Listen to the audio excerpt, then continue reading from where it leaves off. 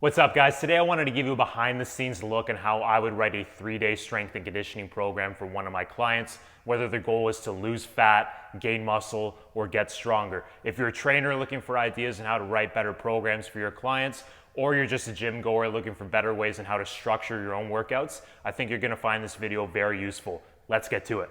First thing you wanna consider is your training split. How many hours per week can you allocate towards the gym? I find for most people that a 3-day split tends to work best because it's enough frequency to stimulate a response in the body and get the results that you're looking for. But it's not so much that you're biting off too much and biting off more than you can chew, trying to go every day, getting demotivated, falling off the wagon.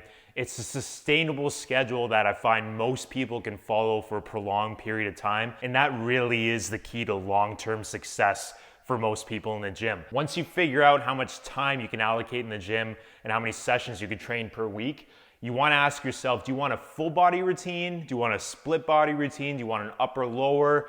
It really depends on your goals, but I find that for most people, full body workouts tend to work best because if we're only in the gym 3 days per week, we wanna be the most efficient with our time while we're training. So full body workouts allow us to check off multiple boxes, and it keeps training fun because we're able to train multiple movement patterns within the same session. Now, with that being said, depending on your goals, if you want to do maybe a little bit, train the lower body a little bit more, if you want to emphasize the upper body more, you could still do 3 full body workouts per week with an upper or lower emphasis depending on your goals. And I'll show you a little bit more in detail on how to do that later on. Now, I like starting off every session with a full body dynamic warm up using the RAMP system. RAMP is an acronym for range, activation, and movement preparation. It's essentially an opportunity for us to slowly ramp up the intensity of the workout so we get more out of our training while greatly reducing our risk of injury. So during the range portion, we're going to be focusing on some self-myofascial release techniques using the foam roller and or lacrosse ball,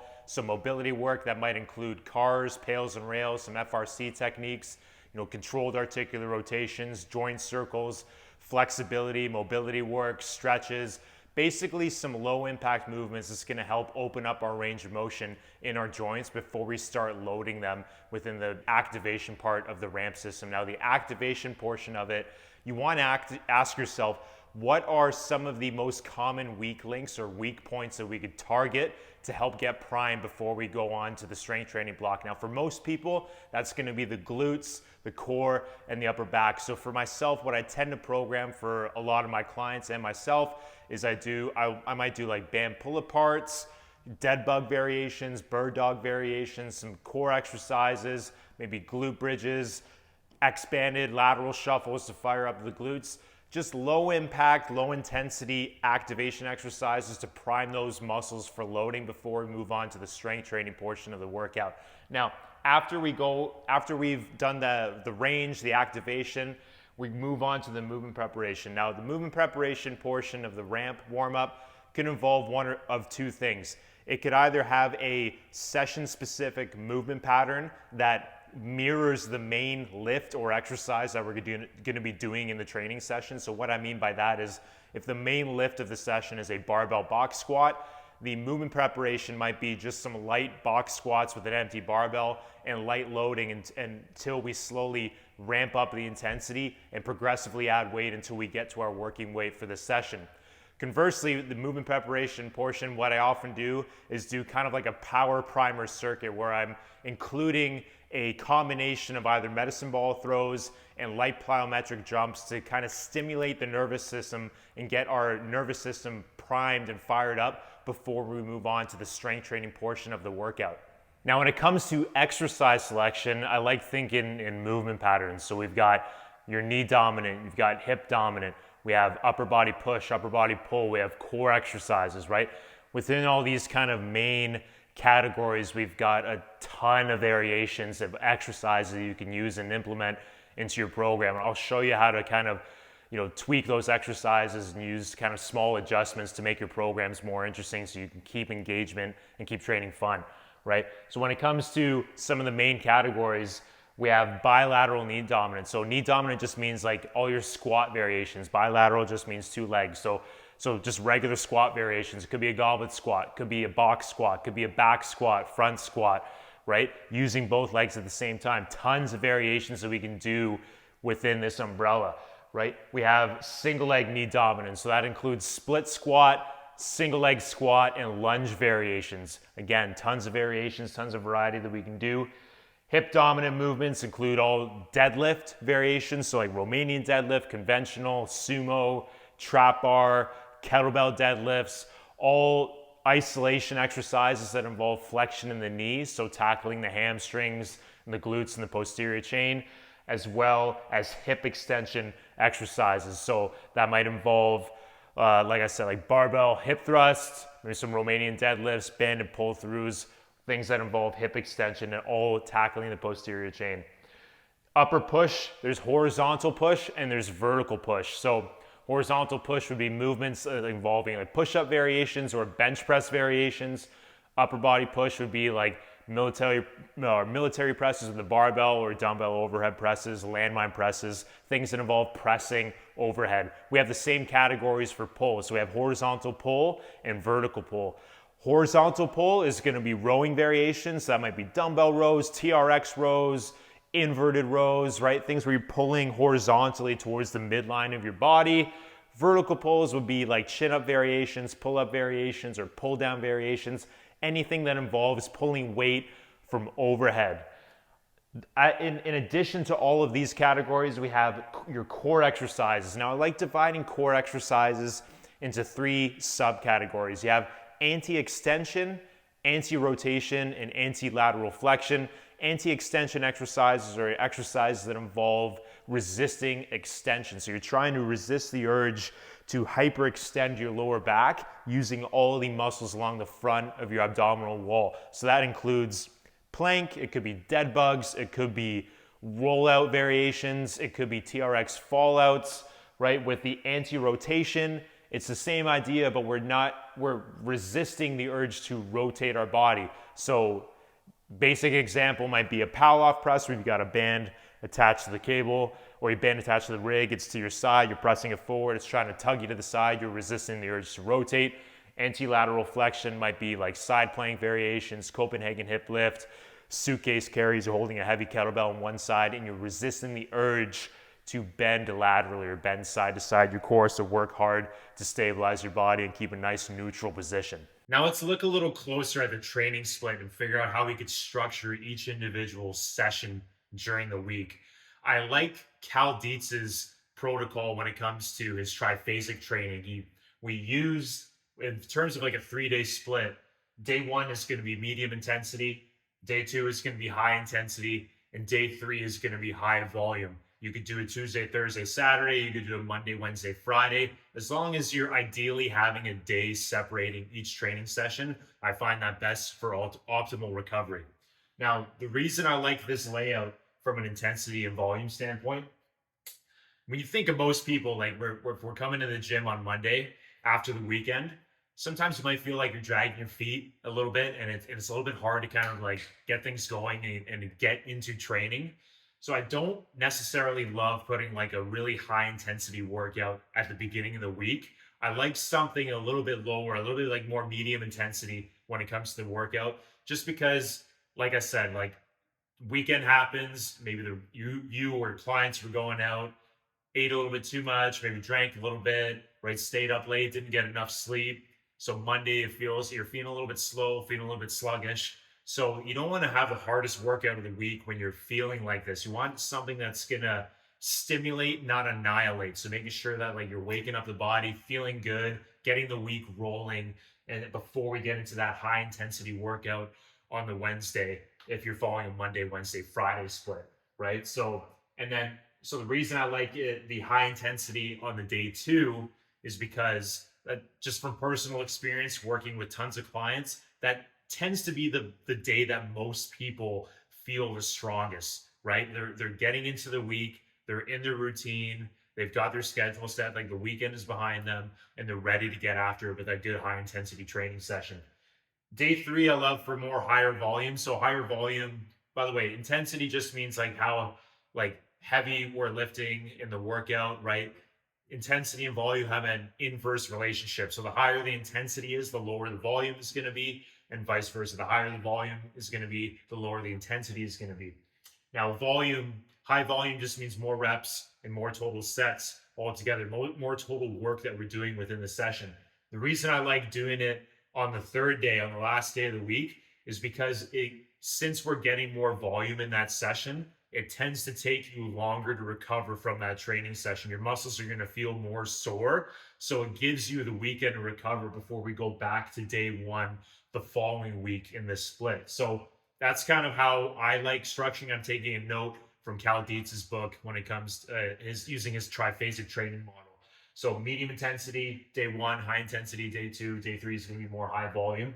Now, if we look a little bit closer into the split, I tend to like 3 different separate training blocks within each session, generally speaking, right? It's going to differ obviously for every client, but following this split is going to be a really good starting point for you if you're looking for a good kind of sound training program, either for yourself or your clients. Now, block A is going to be strength and or power.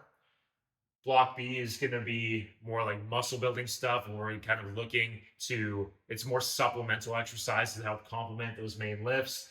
And block C is either going to be conditioning based, where we're doing more intervals, or it might be more muscle burnout based using a metabolic finisher, really dialing in on some of those muscles that we're working using more isolated movements or isolated exercises. Now, with the medium intensity, when it comes to the exercises, when it comes to the sets and reps, rather, I actually like starting kind of figuring out how many sets and reps I'm doing when I'm writing the program first, because when we think of training variables like sets, reps, exercise selection, exercise order, right, tempo, we're thinking of like the training variables that we have in the program.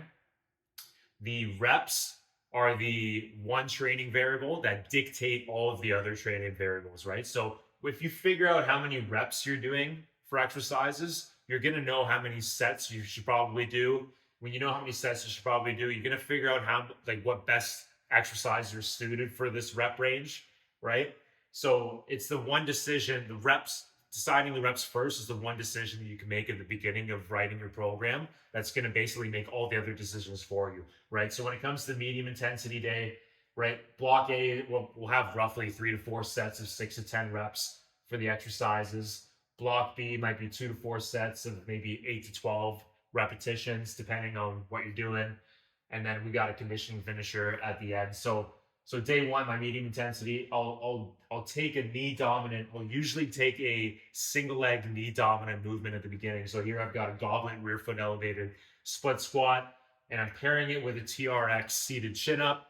You could be doing a full chin up depending on where you or your clients are at. You could do weighted chin ups. I like the vertical pull variation, or even like a TRX row variation. Reason I like using more of a goblet stance or goblet setup when I'm doing that rear foot elevated split squat is because if I'm pairing it with a chin up variation is very intense on the grip, so it's going to burn out your forearm. So if you or your clients have weak grip, it's going to be hard if you're doing that split squat and you're holding a dumbbell in each hand, burning out that grip for both legs, and then you're going into a chin up variation. Your forearms are going to be fried. So you don't have to use your grip nearly as much holding like a goblet position like that when we're front loading the weight during that split squat. So it lends itself well, it mixes well and pairs well when you're doing more of a grip intensive exercise like that overhead chin up variation. Block B, I usually tend to do more of like a horizontal push variation, maybe a hip dominant exercise and pairing it with an upper back movement, right? So here we have a yoga push up. We're going to a push up position, full range of motion, reaching back, going into a downward dog, getting some scapular movement in that push-up variation. We're pairing it with a slider leg curl. So we're laying on our back, right? Both feet are on the slider disc. We're curling that in towards the hips and going nice and controlled on the way out. Good hip extension and knee flexion exercise, really tackling the posterior chain. And we're pairing it with a TRX face pull. So working that upper back. You'll notice that so far, all these we're pairing exercises. So we're using supersets. So we're either pairing 2 exercises together or 3 exercises using more of a giant set or a tri set, whatever you want to call it. And no exercises are taking away from one another, right? So we have a lower body movement mixed with an upper body movement in block A. Block B, we have an upper body movement mixed with a lower body movement, mixed with an upper back movement, right? So none of those exercises are contradictory to each other. They're all complementing each other, they're not taken away from each other. What I mean by that is that we're not going to pair a rear foot elevated split squat and go and try to max out your barbell box squat. That would just be stupid, right? So making sure that they're complementary and not contradictory. We're finishing off this session. I like conditioning based sort of finishers and finishing off sessions on kind of like a high. So here we have a pyramid where with the assault bike and kettlebell swings, a pyramid set just means that where the sets start high and every set after that, the reps drop lower and lower. So with the assault bike, I'll get my clients to burn 10 calories as fast as they can in the assault bike, mix that with 10 kettlebell swings as fast as they can, go back, drop down 8 calories in the assault bike, 8 swings, 6, 6, 4, 4, all the way down to 2. We'll try to complete that as fast as we can, and we'll make progress on a week by week basis by trying to beat that time that they did the initial week, right? Day 2 for the high intensity. Again, for sets and reps, it's going to be anywhere in the 3 to 4 set range for 3 to 5 reps. The main movement, we might make it more of an upper body based sort of like exercise with main lift at the beginning. So here we have a barbell floor press mixed with band pull aparts, right? I like anytime I'm doing a pushing variation, I like pairing it with kind of like an upper back movement, like band pull aparts or Y handcuffs, YWTs, face pulls, something kind of help round out. Since like we're always forward like this and we're always kind of like overtraining those muscles that we see in the mirror, I like pairing it with exercises that we don't see in the mirror to help kind of round out more of like a well-rounded workout.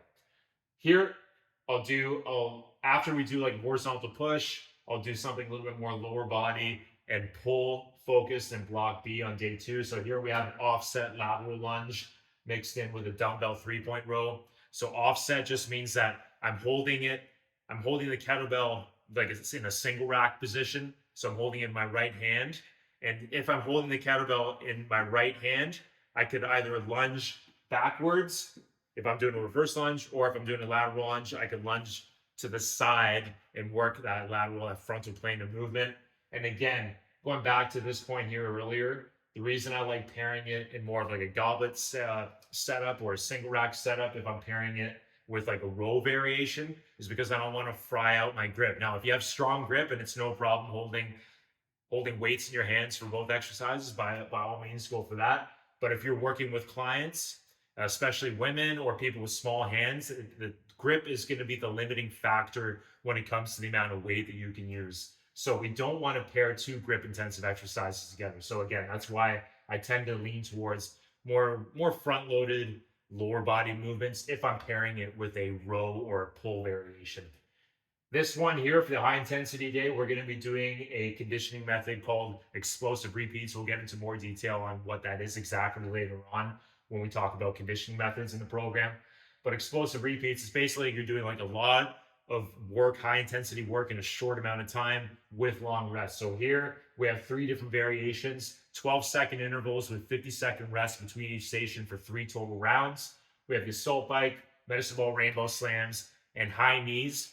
The beauty of this method is that it's malleable. So meaning that you can adjust this and kind of plug and play whatever exercises you want as you see fit for your clients' program and their goals. Obviously, it has to make sense. You're not gonna, for explosive repeats, you're not gonna, put in bicep curls, right? It's not a high intensity exercise. You want something that's more full body, dynamic, easy to perform, that's not very technical, that you don't have to teach form on when you're doing like a high intensity conditioning finisher like this. You want to lean towards exercises that are simple to perform and easy to perform from a technique standpoint that your clients can do at really high intensity at the end of their sessions. After day 2, that's the high intensity day. Day 3, higher volume. I might start off the session again with a heavy sled push, mix that in with a TRX row. And again, I sound like a broken record. The reason these 2 exercises here, they're contradicting each other. They complement each other, right?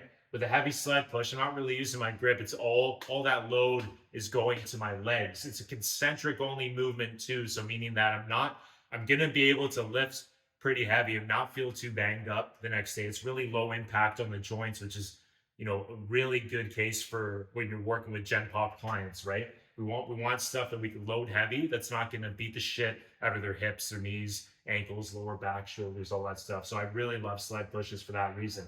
So we have a heavy sled push. We might push it for 20 yards, right? The turf strip in my gym is about 10 yards each direction. So we might push it one lap heavy, pair that with TRX rows. Block B might be dumbbell alternating incline presses, right? We're on an incline bench, both arms up. I'm pressing one arm at a time, alternating, mixing that horizontal push with more of a hip dominant or hip extension exercise. So a single leg dumbbell deadlift, right? Or a staggered deadlift, right? Tons of variations you can do here. Again, since it's a high volume day, the reps and sets are a little bit higher. So I'm going anywhere between 3 to 4 sets of 8 to 12 reps for this block B here. Block C, you could be creative. I like doing kind of muscle burnout sometimes, so I call it like metabolic finishers. When we think of how to build muscle, there's 3 kind of things we want to focus on when it comes to building muscle. There's mechanical tension, so that's lifting heavy weights. There's muscle damage, so that's the frequency that we're putting our muscles through load during the week with the volume. And there's metabolic stress. So metabolic stress is basically like pump work. It's basically isolated movements with really light weights, but pumping as much blood as possible with minimal rest to really dial in on those specific muscles. So that's what this is an example of here. We have like a metabolic stress finisher for the upper body. I might get my clients to do a density set. So a density set is when we're just setting a set amount of time and trying to complete as many rounds as we can within that time frame. It lends itself well to opposing muscle groups. So meaning that I've got a tricep extension, so I'm working the back of the arm, doing tricep extension for 10 reps. I might do a chaos curl where I'm feeding a rope handle or a heavy resistance band through the handle of a kettlebell and doing curls for the biceps. So I got triceps, biceps, and I might throw in a dumbbell lateral raise, 10 reps each, rest as needed. Try to complete as many reps as you can within that time frame. When it comes to the weight that we're going to be using, if we're doing 10 reps, I'll probably use a weight that my clients can perform 12 to 15 repetitions with safely while keeping good technique, because they are doing a lot of total sets within that time frame. So they're going to have to drop the amount of weight that they can use if they were fresh. Right? If it comes to, when it comes to upper emphasis or lower emphasis training splits, what we just ran through is a general example of like a full body 3-day training split. If you wanted to make it, let's say like super generalization here, but if you train a lot of women and they want to focus more on the lower body, or if you're a guy and you want to focus more on your legs, right? And you want a 3-day split that is a little bit more lower body dominant, all you would do is just make day 1 and day 3 block A. You would start off with more lower body dominant lifts. So block A might be like a barbell reverse lunge or a barbell squat to box. And all the exercises following that in block B are going to be supplemental exercises that target the muscles used in that main lift, that target the hamstrings, glutes, lower back, posterior chain, that are a little bit more lower body dominant focused. Same thing for day 3, more of the high volume day, right? We might do a Romanian deadlift with the trap bar, right? 3 to 4 sets of like 8 to 10 reps, and some of the accessory and supplemental work will be a little bit more lower body focused. Day 2 will be when you have your upper body lift on the main block, and those exercises that you're doing thereafter are more upper body dominant exercises that help complement that main lift.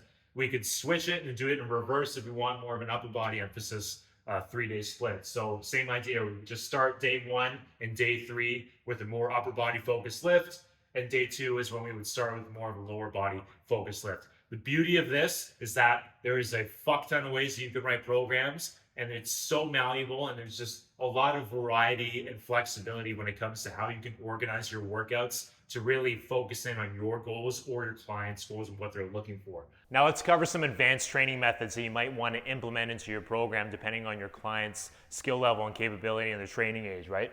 So we have three different types of methods that we're going to be talking about. We have strength methods, advanced muscle methods, and conditioning methods.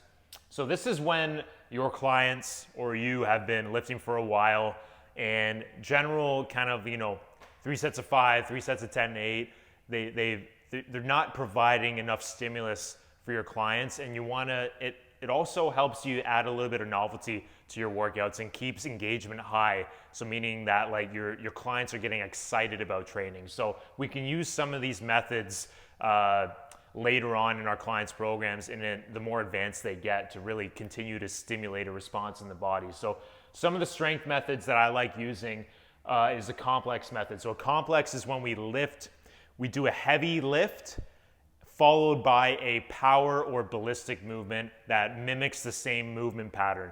We're using what's called PAP, so that's post-activation potentiation when we're using the complex method, meaning that initial heavy lift. So let's take a upper body focused pairing for example, right? Let's say we do like a heavy bench press for a set of like 2 to 3 reps, let's say like 85% of your 1 rep max, and we pair that with a medicine ball chest pass.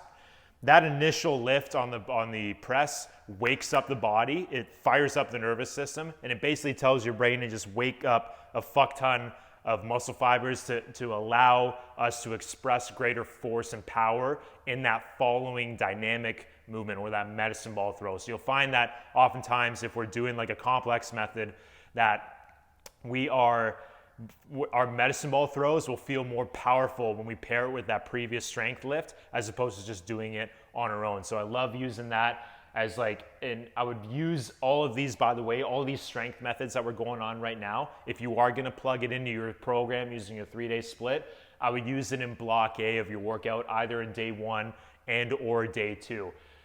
With the contrast method, we have a contrast method. So a contrast method is when we have a heavy lift and we're mixing it with the same lift but using much lighter loads. And it's the same idea. We're working speed strength here, using post-activation potentiation. We're waking up the nervous system with that initial, heavy lift. So we might do like a trap bar deadlift for like 2 reps at about 90% of your 1 rep max, rest about 10 to 20 seconds, and pair that with the deadlift for 3 reps at about 50 to 55%, really light loading, but working on moving that bar or that weight as fast as we possibly can, right?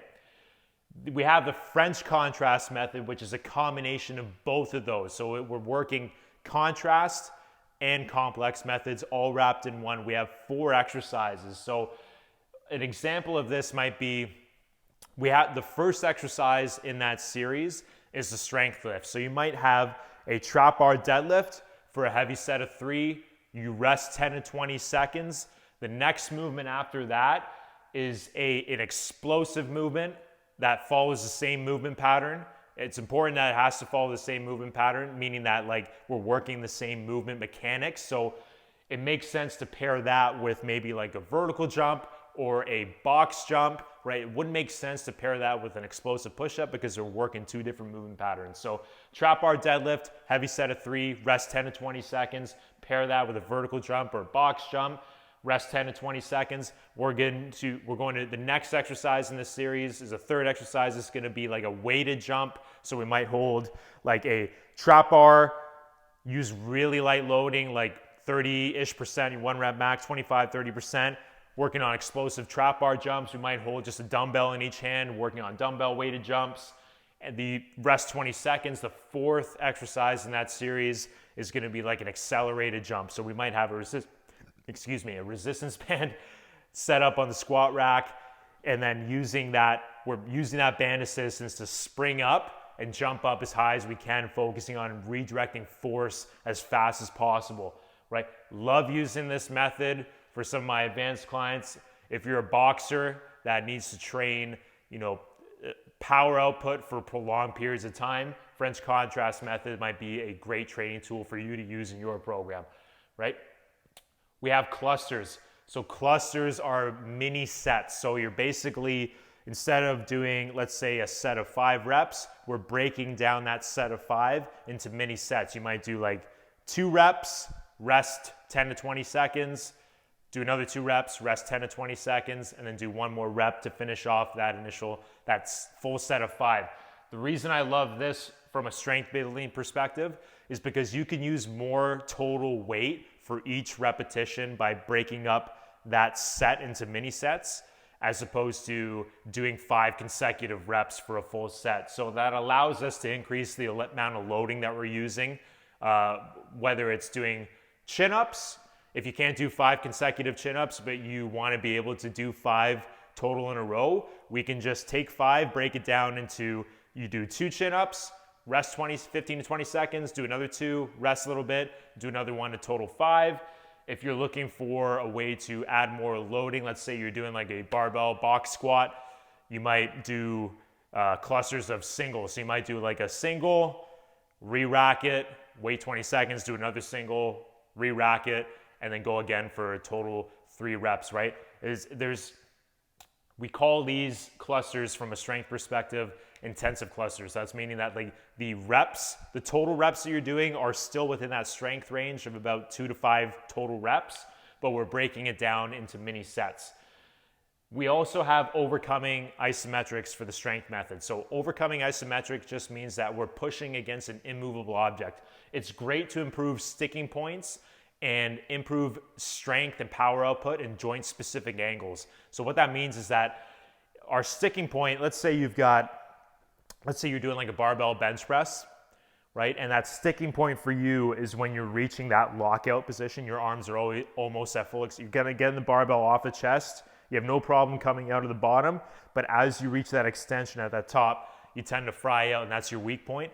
You could set up spotter arms on the squat rack and have the barbell set up underneath and really drive as hard as you can against those spotter arms to basically you're pressing it as hard as you can against it. It's not moving anywhere. Your joints aren't moving, but you're exerting as much maximal force as you possibly can against those spotter arms. That's going to help you gain strength in that lockout position. You might hold every rep for about 3 to 5 seconds as hard as you can for maybe 2 to 4 total reps per set. I love this method here.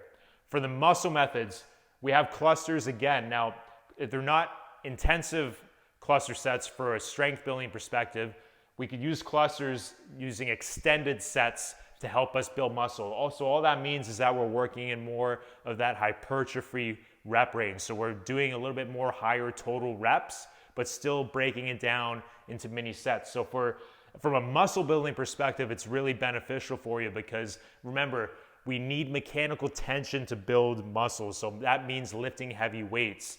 And that happens with weights used above 80-ish% of our 1 rep max. So when it comes to like building muscle and using cluster sets, we could use cluster sets to lift a total amount of higher volume using higher, heavier loads for higher, greater amount of mechanical tension. So an example of that might be barbell bench press. We want to do 8 total reps, but we're going to break it down into 4 mini sets of 2 repetitions. So you would unrack the bar, do 2 reps, re-rack it, wait 10 to 15 seconds, go again, and repeat until you hit 8 total reps. We also have mechanical drop sets. So you've done drop sets before, you've gotten your clients to do drop sets before. A regular drop set is when we start with a heavy weight, do as many reps as you can, drop the weight a little bit lower, do more reps, drop the weight again a little bit lower, do more reps until you can't do any more. With the mechanical drop set, you're using you have 3 exercises, 4 exercises, maybe max, that you're doing together in a series in succession, but you're using the same weight for every exercise. The kicker is that the first exercise is the weakest or the one that is the hardest for you to perform, that has the least amount of loading potential. And each exercise variation that you do after that, it targets the same muscles, but it's a stronger exercise. So you have more loading potential. And the reason this is effective is because once you get to that last exercise, even though it's the easiest one to perform if you did it fresh, since you pre-fatigue those muscles used in those previous exercises, by the time you get to that exercise, your muscles are gassed, and it's really hard to complete those reps, right? It helps us really dial into a higher amount of muscle fibers while we're doing that movement. So With the mechanical drop set, an example of that for the shoulders might be I'm sitting down, I'm doing an alternating dumbbell lateral raise, keeping one arm up while I'm lifting the other arm up. I might go to a lateral raise regular after that. From there, I might do Cuban presses. And from there, after that last Cuban press, I might do overhead presses, right? It goes from the weakest movement to the easiest movement. But remember, that last exercise in the series feels the hardest because we pre-fatigue those muscles in those previous movements, right? Anywhere 2 to 3 sets total is going to be great for that, with a rest of about 3 minutes between each set is necessary for this one here. Density sets. So going back to our earlier workout on the high volume day, a density set is when, rather than having a set amount of sets and reps that we're doing, we're basically just going to carve out a chunk of time and try to complete as many total reps or as much volume as we can in that time frame. It's originally popularized by Charles Staley in his book The Muscle Logic. So it's a really good method because it keeps the intensity high, because you're basically have a carving out the amount of time that you're training. So you're not resting for too long. It keeps the intensity up, and it gives you objective data, meaning that you basically figure out how many reps or rounds you can complete within that time frame. And each week you can try to make progress by keeping that time consistent, but trying to complete more total rounds within that time frame. So in Charles Staley's book, Muscle Logic, he says that it lends itself well to opposing movement patterns. So if we do like a barbell bench press, like a push, we might pair with an upper body pull because they're non-competing movement patterns. So they pair well in a superset together. So a density set example might be, I'm gonna carve out 10 minutes, I'll do 5 bench presses and 5 chin-ups, and I'll try to complete as many total rounds of that as I can. And again, week by week, I'll try to make progress by completing more total rounds within that given time frame. Now, in addition to our strength methods, we have conditioning methods that we can use. The most basic form of that is called the cardiac output. So that's our zone 2 cardio. So that's our foundation or our base level of conditioning. I like using this as homework for my clients. So meaning that we might add 1 to 2 kind of zone 2 or cardiac output conditioning sessions per week in addition to the 3 strength training sessions that we're doing. So this could involve like going on like spin bike for 30 minutes at a time. In zone 2, all that means is that you're exerting enough effort to maybe break a little bit of a sweat, but you're not overexerting yourself where you can't hold a conversation while you do the exercise. So a good kind of test that you can use to kind of figure out if you're going the right intensities, to do the talk test. If you can't talk while you're doing it and you're panting and you're out of breath, you're going too hard. So cardiac output, base level foundation of conditioning. If everyone should be doing it to some degree, but especially if you're just starting out and getting into routine, it's a really good method to use from a conditioning standpoint. Tempo or intervals would be the next step up. So that's when we're going for a short amount of time, about 10 to 12 seconds. We're going at about 70% of intensity as a moderate level interval, and then 50 to 60 seconds rest at a lower intensity, about 50% intensity. So it's kind of like an in-between of like that cardiac output, that zone 2, and high intensity interval. It's more of like an active recovery. So again, for frequency, if I'm gonna add this into a client's program in addition to these 3 strength sessions, I'll probably do it 1 to 2 times per week at most. Piggybacking off of that, we have explosive repeats. That's when we're doing more high intensity intervals. So that might involve 10 to 15 second bouts of high intensity work, followed by about 45 to 60 seconds of rest. I like using this as part of my conditioning finishers, usually at least once per week. We'll usually do it on the high intensity day as part of our conditioning finisher. We have rounds for time. So rounds for time, we basically take a set amount of reps and sets that we want to do for any given amount of exercises that we have, and we want to complete those set amount of reps and sets as fast as possible. So for example, I might get my clients, I might say, I want you to go on the assault bike, burn 30 total calories, complete 50 total kettlebell swings, and complete, 50 total push-ups, right? They could break it down to as many sets as they want, and I want them to complete it, the total amount of reps of all those exercises as fast as they can. We'll keep those reps and time, those guidelines consistent for a few weeks, but we'll try to make progress week by completing it faster than the previous week. We also have AMRAP, which is kind of the reverse, where we're basically going to have a set time, and it's like the density set, where we have a set time, but we're completing as many rounds as we possibly can.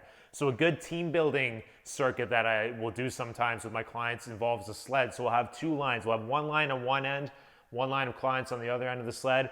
We'll push the sled, the person in front of the line will push the sled to the other end and trade places with the other person. The other person will push it back to the other end. And we'll try to complete as many total rounds in anywhere between 6 to 8 minutes. We'll keep the time the same the next week, but we'll try to complete more total rounds within that given time frame. Now you might be thinking, how long should I follow my program for? 3 weeks, 4 weeks, 6 weeks? Do I need to take a deload? Do my clients need to deload? As always, it always depends. It always depends on where your client's at, where you're at in your program. I like the saying, if it's not broken, don't fix it. So if you're following a routine and you're finding that you're getting good progress, don't switch it up prematurely. Follow it as long as you can. And then when you're finding that it's not giving you the results that it has and you're not continuously seeing progress, it might be time for you to switch things up. Now, generally speaking, what I follow is a 4-week program protocol for most of my clients, especially for my small group training, where that my clients will follow the same routine for 4 weeks at a time. The first week is going to be the intro week, where the intensity is low. So we're like practicing new exercises, drilling the technique, getting used to the new movement. So they're not lifting really heavy. They're not doing as much volume. It's more of an introduction into the new program. The second week, we'll do the same workouts, but we'll try to load maybe a little bit heavier weight, do a little bit more reps and sets. Third week, we'll do the same thing. And then the fourth week, we'll go for a max, where we're maybe going for a new personal record in the main lift, where we're trying to lift as heavy as we can for the set amount of reps, or do as many reps as possible, beat our previous week. That's like where the intensity or the volume is at the highest. And then after that 4-week cycle, we'll switch up the workouts, follow a new phase of the program, and start that same sort of like ramping intensity progression on week 1, where we introduce some new exercises, the intensity and the volume drops back down, and then we slowly build back up. I found that that's a really great approach when it comes to most clients' programs. Now, if you've been training for a while, you might be asking yourself, like, the training can get boring. It's basically strength training is the same shit over and over again. It could get pretty monotonous, right? Especially if you've been training for a long time, or your clients. So it's important to figure out ways to keep engagement high and then keep your program fresh, so you can stay excited about training, to keep going back to the gym. So there's a few ways that you can do this, right?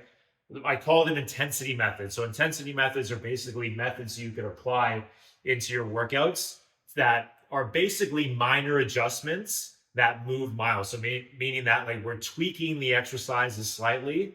We're doing the same thing but different. Think same but different when it comes to that. So some of the intensity methods obviously is going to be progressive overload and weight, meaning that we're progressively adding more weight and increasing the weight. But that works for a while, but after a certain point, we're going to hit a standstill. We're not always going to be able to lift heavier weight. If that was the case, then every kid in high school would be, benching 400 pounds when they're 17. So that's not the case. So when it comes to the intensity methods, we could increase the weight, but after we need to kind of switch things up and we can't lift any heavier weight, we can adjust the reps and sets that we're doing, right? So we can change the amount of reps to higher volume, lighter weight. We could do lower volume, higher weight, adjust the amount of volume that we're doing.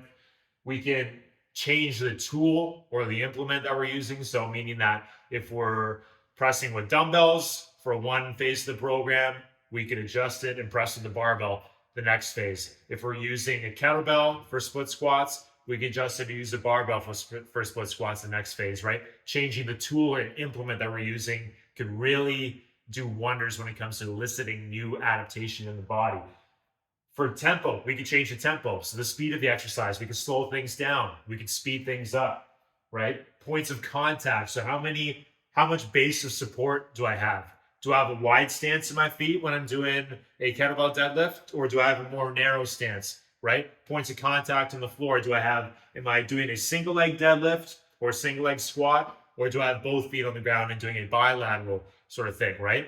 You can change the points of contact when it comes to how much points of contact are on the floor. The more points of contact you have, the more support you have, the easier it is. You can progress the movement by minimizing the points of contact that you have on the ground to challenge that core and stability a little bit more, right? The position, you can change the position of it. So, like if you're doing split squats and goblet stance, you can change the position by holding two heavier weights or a trap bar right at the side, changing the position of where you're at, right? Range of motion, we can increase the range of motion by making, we're going through a greater range of motion. So it's going to make an exercise harder. So if we take like a box squat, for example, if we're squatting from a parallel box for one phase of the program, we could switch it up and squat to a lower box.